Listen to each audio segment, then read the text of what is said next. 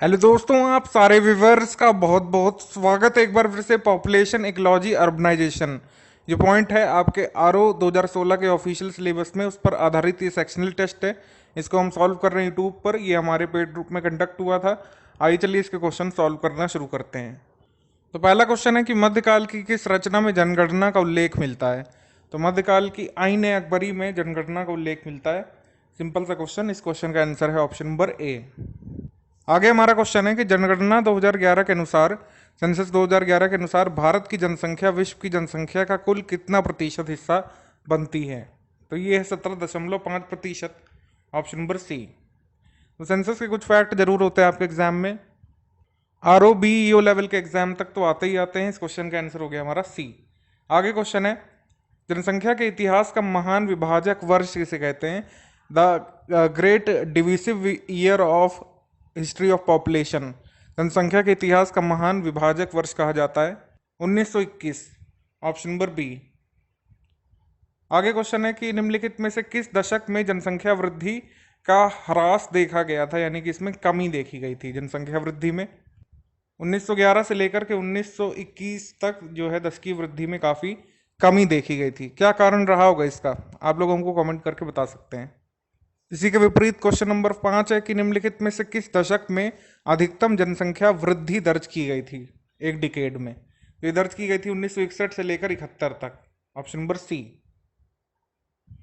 Which one of the following types of economic activities dominates in all rural settlement. तो rural settlement में लोग किस तरह की एक्टिविटीज करेंगे बताना है। तो ऑब्वियसली रूरल लोग जो है खेती करेंगे। खेती आती है प्राथमिक गतिविधि में। ऑप्शन नंबर ए यहाँ पर करेक्ट होगा, प्राइमरी एक्टिविटी। अगला क्वेश्चन है कि निम्नलिखित में से कौन सी एक गतिविधि माध्यमिक गतिविधि क्षेत्र की गतिविधि नहीं है, यानी सेकेंडरी सेक्टर की एक्टिविटी कौन सी नहीं है। इसमें है आयरन स्मेल्टिंग, मेकिंग गारमेंट्स और कैचिंग फिश और बास्केट वीविंग। देखिए प्राथमिक एक्टिविटी में क्या होता है, प्राइमरी एक्टिविटी में, कि नेचुरल सोर्सेज का दोहन करते हैं डायरेक्टली। आयरन स्पेल्टिंग उस तरह की एक्टिविटी नहीं है। हालांकि जो है इसमें भी नेचुरल सोर्स ही लेते हैं, लेकिन ये थोड़ा स्पेशलाइज्ड होता है। तो आयरन स्मेल्टिंग नहीं होगा। लौह प्रगलन, वस्त्र बनाना ये भी नहीं होगा। मछली पकड़ना ये डायरेक्ट एक्टिविटी है, नेचुरल रिसोर्स है। फिश और उसी को कैच कर लिया डायरेक्ट जाके, तो ये है प्राथमिक गतिविधि। ये सेकेंडरी नहीं है। तो ये है प्राथमिक गतिविधि। ऑप्शन नंबर सी हमारा आंसर है। ये माध्यमिक में यानी सेकेंडरी में नहीं आएगी, क्योंकि मछली पकड़ना, खेती करना प्राइमरी एक्टिविटी है। अब इन अधिनियमों को व्यवस्थित कर रहा है उस क्रम में जिस क्रम में आए हैं, यानी कि जो अधिनियम सबसे पहले आया है उसको सबसे पहले रखना है। तो the air prevention and control of pollution act, the environment protection act, the forest conservation act और द हजार्डस वेस्ट एक्ट, तो ये कब कब आए थे। एनसीईआरटी की ज्योग्राफी में जो है इन सारे के ईयर जो है मेंशन करे हुए हैं। तो वाइल्ड लाइफ प्रोटेक्शन एक्ट आया था 1972 में। The waste prevention and control of pollution act आया था 1974 में। अमेंड किया गया इसको 1988 में। The air prevention and control of pollution act आया था 1974 में, ठीक है। इसको 1974 में और 1988 में अमेंड किया गया। द एनवायरमेंट प्रोटेक्शन एक्ट 1986 में आया था और फॉरेस्ट कंजर्वेशन एक्ट आया था 1980 में, अमेंड किया गया 1988 में, ठीक है। इस हिसाब से हमारा आंसर बनेगा 1342, यानी कि ऑप्शन नंबर बी 1342। जनगणना जो है ये किस सूची का विषय है। तो जनगणना ऑब्वियसली जो है यूनियन लिस्ट का हिस्सा है। ऑप्शन नंबर बी, संघ सूची का हिस्सा है। निम्नलिखित में से कौन कौन से कारकों की व्याख्या प्रदूषण नियंत्रण की आवश्यकता में दी जा सकती है, यानी which of the following can explain the need of pollution control. तो लागत बचत होगी ऑब्वियसली जब पोल्यूशन कंट्रोल होगा। पोल्यूशन को जो है अगर कंट्रोल्ड रहेगा तो उसके लिए हमको एक्स्ट्रा मेजर्स फिर एक्स्ट्रा रिसोर्स नहीं खर्च करना पड़ेगा, करेक्ट है। और रिड्यूस्ड रिस्क ऑफ लाइबिलिटी कमी रहेगी, ये भी करेक्ट है। और स्वास्थ्य के खतरों को तो कम होना ही होना है अगर पोल्यूशन कंट्रोल किया गया तो। ये तो सारे के सारे हमारे सही कारक बैठेंगे यहाँ पर। Option number D. ऑटोमोबाइल से जो कार्बन मोनोऑक्साइड निकलता है CO, ये जो है किस तरीके के प्रदूषण में योगदान करता है। तो ऑटोमोबाइल का धुआं डायरेक्टली करता है वायु प्रदूषण। ऑप्शन नंबर ए यहाँ पर हमारा आंसर होगा। अब कौन सा जो है सही ढंग से मेल नहीं खाता है। ये सारे के सारे टर्म्स आपके एनसीईआरटी बुक से हैं। लिक्विफाइड कार्बन डाइऑक्साइड का यूज़ क्या होता है, ड्राई क्लीनिंग में, करेक्ट है। और टेट्रा क्लोरो इथेन का यूज़ कहाँ पर होता है, टेट्रा क्लोरो इथीन का। इसको यूज़ नहीं होता, इसको बताया जाता है सस्पेक्टेड कार्सिनोजन। कार्सिनोजन मतलब कैंसर कारक, तो सस्पेक्टेड कार्सिनोजन हो सकता है इसका आध्यात्मिक यूज़। और फिर है सोडियम क्लोरेट, तो सोडियम क्लोरेट एक हर्बिसाइड होता है, ये भी करेक्ट है। और कौन सा हर्बिसाइड होता है बताइए आप कमेंट करके सोडियम क्लोरेट के अलावा। बायोगैस जो है बेसिकली मिथेन होती है, ठीक है, इसमें इथेन दिया हुआ, ये रॉन्ग हो गया। इथेन कार्बन डाइऑक्साइड होती है आपकी बायोगैस, और सल्फर डाइऑक्साइड भी होता है उसमें, H2S भी होता है। तो ये वाला जो है हमारे क्वेश्चन का आंसर हो गया। बायोगैस जो है इसको मिथेन लिखना चाहिए था, इथेन नहीं। जनगणना 2011 के अनुसार 0 से 6 वर्ष के अधिक बच्चों में अधिकतम लिंगानुपात के मामले में प्रथम स्थान पर कौन है।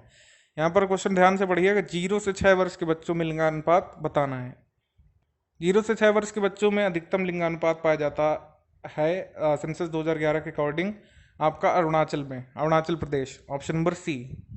क्वेश्चन नंबर 14 है, कौन सा जो है सही ढंग से मेल नहीं खाता है, नॉट करेक्टली मैच। तो DDT यानी डाइक्लोरो डाइफ्लोरो सॉरी, इसका होता है फुल फॉर्म डाइक्लोरो डाइफिनाइल ट्राइक्लोरोइथेन, ठीक है। तो DDT एक कीटनाशक होता है, बिल्कुल करेक्ट है। ग्रीन फ्यूल जो है प्लास्टिक गार्बेज से बनता है। ग्रीन फ्यूल के बारे में हमारी NCERT क्लास 11th में दिया हुआ है, fuel obtain from plastic waste has high octane rating, it contains no lead and hence known as green fuel, ठीक है। लेड फ्री फ्यूल होता है ग्रीन फ्यूल। उसके बाद में ओजोन होल के सामने लिखा है साउथ पोल, तो ये भी जो है गलत नहीं मिलाया है, सही मिलाया है। ओजोन होल जो है जनरली आपको देखने को मिलता है साउथ पोल में, हालांकि आप ये नहीं कह सकते कि ओनली साउथ पोल में देखने को मिलता है। अभी APO के GS पेपर में क्वेश्चन आया था स्टेटमेंट वाला, 2 स्टेटमेंट थी कि क्या ओजोन छिद्र आपको केवल साउथ पोल में देखने को मिलता है, तो ऐसा नहीं है, लेकिन साउथ पोल में प्रोमिनेंटली देखने को मिलता है, केवल साउथ पोल में नहीं, लेकिन साउथ पोल में ज़्यादा देखने को मिलता है, ये ध्यान रखिएगा, ठीक है। तो एक ही बच रहा है, तो हमारा यही आंसर होगा। अत्यधिक फ्लोराइड से जो है ब्लू बेबी सिंड्रोम नहीं होता है। नाइट्रेट में जब ड्रिंकिंग वाटर में नाइट्रेट हो जाता है 50 PM से ऊपर, PPM से ऊपर, पार्ट पर मिलियन से ऊपर आपका नाइट्रेट कंटामिनेशन हो जाता है, तो मेथीमोग्लोबिनिया हो जाता है, जिसको हम लोग जनरल भाषा में ब्लू बेबी सिंड्रोम बोलते हैं, ठीक है। उसी प्रकार से कंटामिनेशन आपको ध्यान रख सकते हैं, जैसे लेड से क्या होता है, लेड कंटामिनेशन अगर पार्ट्स पर बिलियन 50 के ऊपर चला गया तो ये किडनी को, लीवर को और रिप्रोडक्टिव सिस्टम को डैमेज कर सकता है। अगर फ्लोराइड ज़्यादा हो जाता है हमारे ड्रिंकिंग वाटर में 2 PPM से ऊपर, तो मॉटलिंग ऑफ टीथ्स आपको देखने को मिल सकती है, ठीक है। क्वेश्चन नंबर 15 है, एक बार फिर से, कौन सा जो है सही ढंग से मेल नहीं खाता है। तो वाटर हायसिंथ जो है, इसके बारे में अभी यूपी टेट पेपर में पूछा गया था, यूपी TET में। जल जलकुंभी, इसको क्या हम ओडिशा का आतंक बोलते हैं? नहीं, ये जो है इन्वेसिव स्पीशीज होती है, लेकिन ये ओडिशा का आतंक नहीं है, टेरर ऑफ बंगाल है, ठीक है, terror of Bengal, water hyacinth. Obviously यही हमारे क्वेश्चन का आंसर हो गया। वाटर हायसिंथ जो है टेरर ऑफ ओडिशा नहीं है, टेरर ऑफ बंगाल है। एल्गल ब्लूम जो है ये किसके कारण होता है? यूट्रोफिकेशन कारण, तो ये सही मिलाया है। थिनिंग ऑफ एक्शेल, ठीक है, एग शेल जो है अंडों का खोल जो होता है, पंछियों के अंडों का खोल, वो थिन हो जाता है बायो मैग्निफिकेशन कारण, ये भी करेक्ट है। और डॉप्सन्स यूनिट से हम ओजोन मापते हैं, ये भी करेक्ट है। तो BCD तीनों करेक्ट हो गए, इनकरेक्ट है ओनली 1। प्रश्न नंबर 16 है, सेंसस 2011 में, मतलब हम कह सकते हैं 2001 से लेकर 2011 के दशक तक आपको निरक्षर व्यक्तियों की सर्वाधिक कमी किस राज्य में देखने को मिलती है? तो एक दशक में निरक्षर व्यक्तियों में सर्वाधिक कमी देखी गई थी उत्तर प्रदेश में, option number A। Question number 17 है कि 2011 की सेंसस के हिसाब से विकलांगों को कितने वर्ग में बांटा गया था? तो विकलांगों को बांटा गया था 7 वर्ग में, हालांकि अब ये वर्ग बढ़ा दिया गया है। अब कितनी जो है टाइप हो गई डिसेबिलिटी की, आप हमको कमेंट करके बता सकते हैं।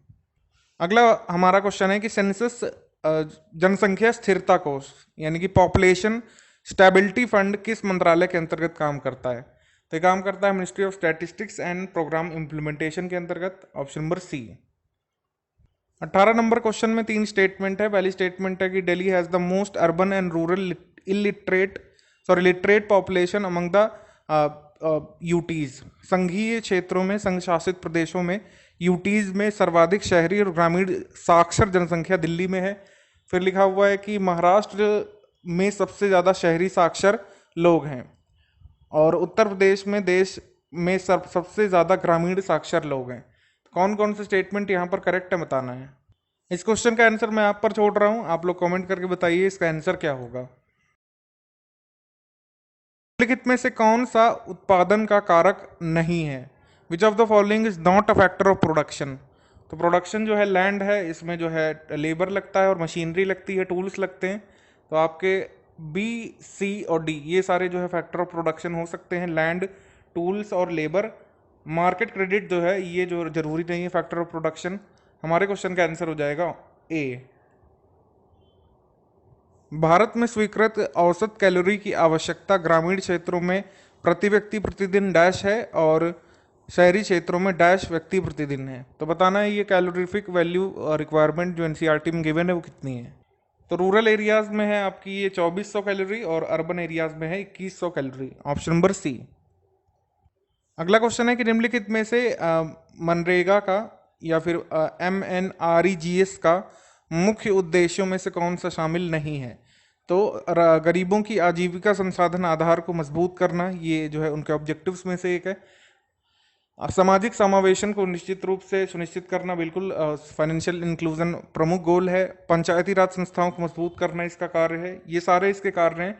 जॉब कार्ड इशू करना ये इसके कार्य प्रणाली का हिस्सा है, उद्देश्य नहीं है। ठीक है, तो हमारे क्वेश्चन का आंसर डी हो जाएगा। मनरेगा का मुख्य उद्देश्य ऑप्शन नंबर डी नहीं है, ये जो है कार्य प्रणाली का हिस्सा है। इनमें से कौन सा जो है सही ढंग से मेल नहीं खाता है?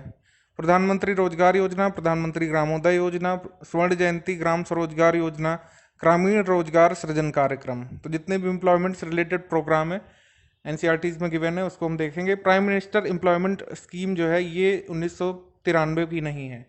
तो ये जो है, एक मिनट, एक्चुअली ये सही है। ठीक है, 1993 की है ये। प्रधानमंत्री ग्रामोदय योजना सन 2000 की है। स्वर्ण जयंती ग्राम स्वरोजगार जो है 1999 की है।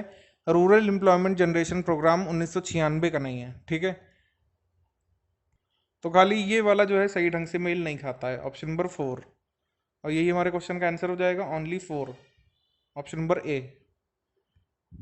समन्वित बाल विकास योजना 2 अक्टूबर डैश को शुरू की गई थी। तो समन्वित बाल विकास योजना आई थी 2 अक्टूबर 1975 को, option number C. Option number C correct है। सामुदायिक वितरण प्रणाली जो है डैश के अंतर्गत काम करती है। The community distribution system works under, इसका आंसर क्या होगा? इसका आंसर हो जाएगा ministry of consumer affairs, food and public distribution, उपभोक्ता मामले, खाद्य और सार्वजनिक वितरण मंत्रालय, ऑप्शन नंबर बी। नीचे दो कथन दिए हुए हैं, कथन ए और फिर दिया हुआ है आपका आर, यानी कि जो रीजन है। ठीक है, स्टेटमेंट और अजर्शन वाला, अजर्शन और रीजन वाला क्वेश्चन है। तो अजर्शन पहले पढ़ना है, फिर रीजन पढ़ना है, फिर ये 4 ऑप्शन है, इनको जो है आंसर करना है। इस तरीके के क्वेश्चन जो है यूपीपीसीएस में आपने देखे होंगे पिछले 1-2 साल में। तो स्टेटमेंट पढ़ते हैं हम लोग पहले। स्टेटमेंट कह रहा है कि केरल में मूलभूत चिकित्सा और शिक्षा की व्यवस्था के उपबंध हैं। ठीक है, स्टेटमेंट क्या कह रहा है? अच्छा, स्टेटमेंट कह रहा है कि Kerala has very low infant mortality rate, Kerala में शिशु मृत्यु दर काफ़ी कम है। और उसका रीज़न दिया हुआ है इन्होंने कि there are provisions for basic medical and education system in Kerala. तो हमको बताना है कि क्या ए और आर दोनों सही हैं और आर ए को एक्सप्लेन कर रहा है। ए और आर दोनों ट्रू है लेकिन आर ए को एक्सप्लेन नहीं कर रहा है। ए गलत है, आर सही है, या फिर ए गलत है, आर सही है।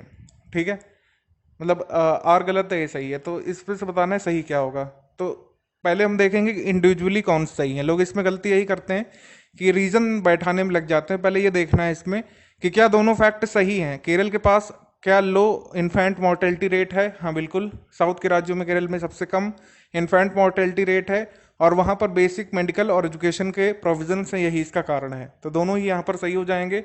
और आर जो है ए को एक्सप्लेन भी कर रहा है, तो हमारा आंसर बनेगा A. Both A and R are true and R is the correct explanation of statement number A. अब हमारा क्वेश्चन है question number 26। Infant mortality rate, शिशु मृत्यु दर या आईएमआर उन शिशुओं की संख्या को इंगित करता है जो उस विशेष वर्ष में पैदा हुए 1000 जीवित बच्चों के अनुपात के रूप में 1 वर्ष से पहले मर जाते हैं। ठीक है, ये क्या करेक्ट डेफिनेशन है आईएमआर की? करेक्ट है ये। ठीक है, करेक्ट है।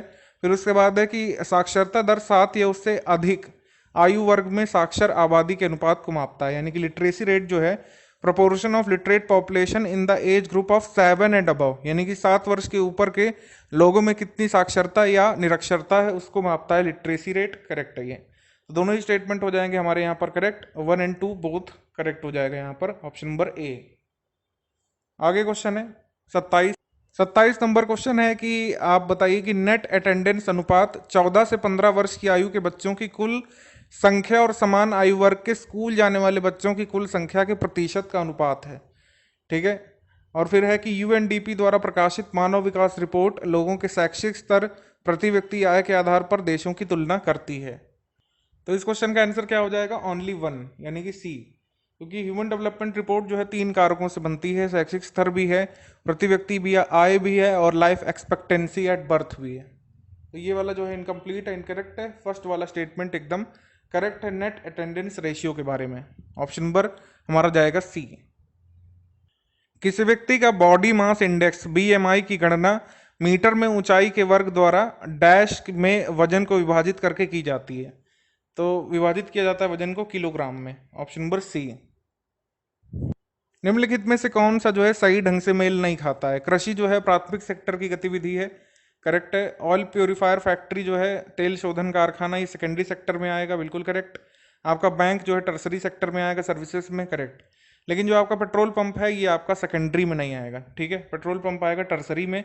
ऑप्शन नंबर 3 हमारा नॉट करेक्टली मैच्ड है, तो हमारा हो जाएगा सी ऑप्शन इसमें, सी। पेट्रोल पंप जो है ये आएगा टर्सरी में, ये सर्विसेज में आएगा। तेल शोधन कारखाना आएगा सेकेंडरी में, लेकिन पेट्रोल पंप जो है टर्सरी में ही आएगा। ऑप्शन नंबर सी इसका सही होगा। एक बार फिर से अजर्शन और रीजनिंग वाला क्वेश्चन है। इसमें पहले जो है अभिकथन यानी अजर्शन दिया हुआ है और फिर उसका कारण। तो अजर्शन दिया हुआ है primary sector is still the largest employer in India, प्राथमिक क्षेत्रक आज भी भारत का सबसे बड़ा नियोक्ता है। और आर दिया हुआ है, इसका कारण क्या हो सकता है, पिछले कुछ दशकों में भारत का तृतीय क्षेत्र तेजी से उन्नत हो रहा है। तो आपको बता दें इसमें जो है पहला स्टेटमेंट तो करेक्ट है कि प्राइमरी सेक्टर आज भी, आज की डेट तक जो है सबसे बड़ा एम्प्लॉयर है। ठीक है, तो इंडिविजुअली ये बात करेक्ट है। अब दूसरी बात पढ़ के देखते हैं इसको रीजन ना मानते हुए पहले कि क्या ये बात पूरी लिखी हुई सही है कि नहीं रीजन वाली। India tertiary sector has been growing rapidly in the last few decades. तो हाँ बिल्कुल, पिछले 20 सालों में जो बूम हुआ है आप देखेंगे 2000 के बाद से लेकर के इंट्रोडक्शन ऑफ मोबाइल फ़ोन, फिर डेटा, फिर जो है हम आगे बढ़ते हुए आईटी से बढ़ते हुए जो है सीएस से बढ़ते हुए अब आ चुके हैं आर्टिफिशियल इंटेलिजेंस वाले दौर में। तो हाँ बिल्कुल टर्सरी और क्वार्टरनरी सेक्टर ने ग्रोथ देखी है। तो दोनों जो है इंडिविजुअली सही है, लेकिन आर जो है वो ए को एक्सप्लेन नहीं कर रहा है। इसमें आर से हमको कुछ भी पता नहीं चल पा रहा है कि प्राइमरी सेक्टर जो है आज भी लार्जेस्ट एम्प्लॉयर क्यों है, इसके बारे में कोई बात नहीं की गई है। तो ए और आर दोनों करेक्ट तो हैं, लेकिन आर जो है ए को एक्सप्लेन नहीं कर रहा है। तो हमारा आंसर क्या बनेगा, both A and R are true but R is not a correct explanation of statement number A. उपभोक्ता संरक्षण अधिनियम 1986 जो अब खैर ये अपडेट हो गया है, अमेंड हो गया है इस एक्ट, अमेंडमेंट हो गया इस एक्ट में, कितनी राशि का वाद जो है निपटान किया जा सकता है। तो 3 स्तरीय इसमें वाद निपटान होते हैं। उसमें अब 10 करोड़ से ऊपर भी का भी कर सकते हैं। हम इसमें डी बनाएंगे, क्योंकि जब मैंने क्वेश्चन फ्रेम किया था तब एक्ट नहीं पारित हुआ था। ऑप्शन नंबर डी यहाँ पर करेक्ट होगा। More than 1 crore, more than 10 crore यहाँ पर हम कह सकते हैं। कंज्यूमर प्रोटेक्शन एक्ट का जो तृतीय स्तर की अदालत है वो 10 करोड़ से ऊपर के वादों की भी सुनवाई कर सकती है। Option number D. एक बात यहाँ पर गौर करने वाली है कि नए एक्ट में साफ कहा गया है कि जो रीसेल करने के लिए उत्पाद खरीदते हैं उनके मामलों की सुनवाई नहीं की जाएगी, खाली कंज्यूमर से संबंधित वादों का निपटान कंज्यूमर कोर्ट्स में किया जाएगा। अब क्वेश्चन नंबर 32 है। पहला स्टेटमेंट है इसमें भारत की अर्थव्यवस्था एक मिश्रित अर्थव्यवस्था है, और दूसरा लिखा है कि हरित क्रांति का द्वितीय चरण 1960 और 1970 तक जारी रहा था। ठीक है, मिड 1960 से मिड 1970 तक जारी रहा। तो इसको बता दें आपको कि इंडिया जो है मिक्स्ड इकोनॉमी तो है, लेकिन इसका सेकंड फेज जो है ये इसमें नहीं चला था। ठीक है, ऑप्शन नंबर सी हमारा करेक्ट होगा। आप हमको कमेंट करके बताइए कि ग्रीन रिवॉल्यूशन का पहला फेज और सेकेंडरी फेज कब से कब तक चला था रफली। क्वेश्चन नंबर 33 पहला स्टेटमेंट है कि जूट और कपास जैसी फसलों को हरित क्रांति में शामिल किया गया था। ठीक है, crops like jute and cotton were not included in green revolution. अच्छा हाँ, इसमें लिखा है नहीं शामिल किया गया था, ये लिखा हुआ है। तो ये जो है स्टेटमेंट करेक्ट है। ठीक है, जूट और कपास को नहीं शामिल किया था। जो हमारे खाने पीने वाले उत्पाद हैं उनको सबसे पहले शामिल किया। उसमें सबसे पहले वीट इंपॉर्टेंट है, राइस को भी थोड़ा ही एक्सपोजर मिला था, सबसे इंपॉर्टेंटली वीट पर किया गया था काम। ठीक है, हरित क्रांति के प्रथम चरण में गेहूं उत्पादन करने वाले राज्यों को लक्षित किया गया था, ये भी करेक्ट है। ठीक है, इसको कभी कभी वीट रिवॉल्यूशन भी कह देते हैं, इसके क्रिटिक्स जो होते हैं। तो करेक्ट है ये। हमारे क्वेश्चन का आंसर यहाँ पर बनेगा 33 का ए, यानी कि 1 and 2 बोथ करेक्ट, दोनों स्टेटमेंट यहाँ पर करेक्ट हैं। अगला हमारा क्वेश्चन है, निम्नलिखित कथनों पर विचार करें और सही कथन का चुनाव करें। पहला है कि मिड डे मील योजना 15 अगस्त 1995 को शुरू की गई थी, ये करेक्ट है। ठीक है, उसके बाद लिखा है कि मिड डे मील स्कीम जो है इसको इम्प्लीमेंट करता है खाद्य प्रसंस्करण मंत्रालय, ये रॉन्ग है। इसमें कौन करता है? मिनिस्ट्री ऑफ एचआरडी करता है इसको प्रोक्योर। वाल्मीकि अंबेडकर आवास योजना वर्ष 2001 में शुरू की गई थी, ये करेक्ट है। तो हमारे क्वेश्चन का आंसर क्या बनेगा यहाँ पर? एक्चुअली इसमें पूछा है कि कौन सा जो है नॉट करेक्ट है, यहाँ पर थोड़ा करेक्शन करेंगे। Which of the following is incorrect statement, तो इनकरेक्ट में हो जाएगा ओनली 2। ठीक है, क्योंकि 1 and 3 तो करेक्ट है, ओनली 2 जो है ये नॉट करेक्ट है। मिनिस्ट्री ऑफ फूड प्रोसेसिंग के अंतर्गत नहीं आता है आपका मिड डे मील स्कीम, ये काम करती है एचआरडी के अंतर्गत। क्वेश्चन नंबर 34 का आंसर बताना है, मानव पूंजी का संवर्धन कैसे किया जा सकता है? ऑन जॉब ट्रेनिंग देकर, स्वास्थ्य पर व्यय करके, शिक्षा पर व्यय करके, या उपरोक्त सभी? तो सभी से ही हम ह्यूमन कैपिटल को जो है संवार सकते हैं, ऑप्शन नंबर डी सही होगा। उनको ट्रेनिंग देकर, उनकी हेल्थ पर खर्चा करके, उनकी एजुकेशन पर खर्चा करके ह्यूमन कैपिटल को उनका संवर्धन किया जा सकता है, option number D. Operation flood किससे संबंधित है? ऑपरेशन फ्लड संबंधित है व्हाइट रिवॉल्यूशन से, श्वेत क्रांति से, ऑप्शन नंबर बी। इनमें से इनकरेक्ट स्टेटमेंट अब चुनना है, कौन सा गलत है ये बताना है। जैविक खेती में हाई यील्ड वैरायटी सीड्स का इस्तेमाल होता है और बायो फर्टिलाइजर्स का इस्तेमाल होता है, ठीक है, ये करेक्ट है। बाद में लिखा है कि शेल्फ लाइफ जो है जो गुड्स ग्रो किए जाते हैं, मतलब जो वस्तुएं उगाई जाती हैं जैविक खेती के थ्रू, उनकी शेल्फ लाइफ कम होती है, ठीक है, ये करेक्ट है। तो हमारा क्वेश्चन का करेक्ट आंसर क्या हो जाएगा? एक्चुअली फर्स्ट सेकंड वाला जो है करेक्ट है, फर्स्ट वाला इनकरेक्ट हो जाएगा। ठीक है, क्योंकि अगर हम देखें ऑर्गेनिक फर्टिलाइजर्स में हम केवल मतलब जैविक खेती में बायो फर्टिलाइजर्स का इस्तेमाल करते हैं। HYZ का तो यूज़ कर ही नहीं सकते, HYZ का तो यूज़ हुआ था ग्रीन रिवॉल्यूशन के टाइम पर। ठीक है, तो हमारे क्वेश्चन का आंसर बन जाएगा फर्स्ट ओनली, यानी फर्स्ट इनकरेक्ट है, सेकंड वाला करेक्ट है। हाई यील्ड वैरायटीज बिल्कुल नहीं यूज़ हो सकती है जैविक खेती में, ये खाली जो है ग्रीन रिवॉल्यूशन के समय इस्तेमाल की गई थी। इनमें से कौन सा ऑर्गेनाइजेशन एम्फेसाइज करता है सस्टेनेबल डेवलपमेंट पर? वैसे तो सारे करते हैं लेकिन मेजर करता है सी, UNCED, ऑप्शन नंबर सी। हमको बताना है कौन सा यहाँ पर इनकरेक्ट स्टेटमेंट है। क्योटो प्रोटोकॉल जो है ये ग्लोबल वार्मिंग से लड़ने से संबंधित है, करेक्ट है ये। उसके बाद मॉन्ट्रियल प्रोटोकॉल जो है ये संबंधित है डिप्लीशन ऑफ ओजोन लेयर से, ये भी करेक्ट है। तो हमारे क्वेश्चन का आंसर बन जाएगा डी, यानी दोनों ही करेक्ट है, तो इनकरेक्ट कोई नहीं है, ऑप्शन नंबर डी। भारतीय आर्थिक सर्वेक्षण का सर्वप्रथम संस्करण कब पेश किया गया था? ये पेश किया गया था 1950 से 1951 में, ऑप्शन नंबर ए। मुद्रास्फीति सर्वाधिक किस क्लास को प्रभावित करती है? ये रिपीटेड क्वेश्चन है, इस क्वेश्चन का आंसर ए है, क्रेडिटर, ऑप्शन नंबर ए। लेनदार को सबसे अधिक घाटा होगा इसमें। इनमें से किस अधिनियम के अंतर्गत कॉर्पोरेट सामाजिक दायित्व के प्रावधान किए गए हैं? कॉर्पोरेट सामाजिक दायित्व के प्रावधान किए गए हैं कंपनीज एक्ट 2013 में, जो बार बार अमेंड भी किया गया है, ऑप्शन नंबर डी। जीडीपी की गणना करने के लिए आधार वर्ष इस समय क्या है? तो जीडीपी की गणना के लिए आधार वर्ष है 2011-2012, ऑप्शन नंबर डी। निम्नलिखित में से कौन सा खाद्य सुरक्षा प्रणाली का एक महत्वपूर्ण घटक है? तो ये है बफर स्टॉक, ऑप्शन नंबर ए, बफर स्टॉक। देखिए वैसे तो सारे हैं, वैसे तो मिनिमम सपोर्ट प्राइस भी है, फेयर प्राइस शॉप्स भी है और मिड डे मील भी है, लेकिन मोस्ट इंपॉर्टेंट जो कंपोनेंट है वो है बफर स्टॉक, ऑप्शन नंबर ए। 44 नंबर क्वेश्चन है, भारत में लेन देन के लिए स्वीकार्य मूल्य न्यूनतम 50 पैसे का सिक्का है, ठीक है, ये करेक्ट है। 50 पैसे के नीचे के सिक्के का भुगतान लीगल टेंडर नहीं माना जाएगा, 25 पैसे बंद किए जा चुके हैं, दोनों ही करेक्ट है यहाँ पर, 1 and 2 बोथ करेक्ट। ठीक है, इसका आंसर हो जाएगा सी, 1 and 2 बोथ। कैटेलिटिक कन्वर्टर है, इलेक्ट्रोस्टैटिक प्रेसिपिटेटर है, ईयरमफ्स हैं और लैंडफिल्स हैं। तो कौन कौन से जो है साइड मिलाना है हमको, मैचिंग करनी है इसमें। तो कैटालिटिक कन्वर्टर का यूज़ होता है वाहनों में, उसमें जो है CO और NOs को कंट्रोल करने के लिए, नाइट्रोजन ऑक्साइड को, कार्बन मोनोऑक्साइड को कंट्रोल करने के लिए नोबल मेटल यानी कि प्लैटिनम वगैरह का यूज़ करके साइलेंसर में कैटालिटिक कन्वर्टर लगाए जाते हैं। तो ये इससे मेल खाता है। पार्टिकुलेट मैटर जो है ये किससे संबंधित है? ऑब्वियसली इलेक्ट्रोस्टैटिक प्रेसिपिटेटर से, जो पार्टिकुलेट मैटर को छान देता है। ठीक है, तो ये इससे मेल खाता है। ईयर मफ्स जो है उच्च शोर स्तर से बचने के लिए लगाए जाते हैं कानों में। और लैंड फिल्स जो है ये एक प्रणाली है ठोस अपशिष्ट प्रबंधन की। ठीक है, तो हमारा क्वेश्चन का सही आंसर बनेगा ए।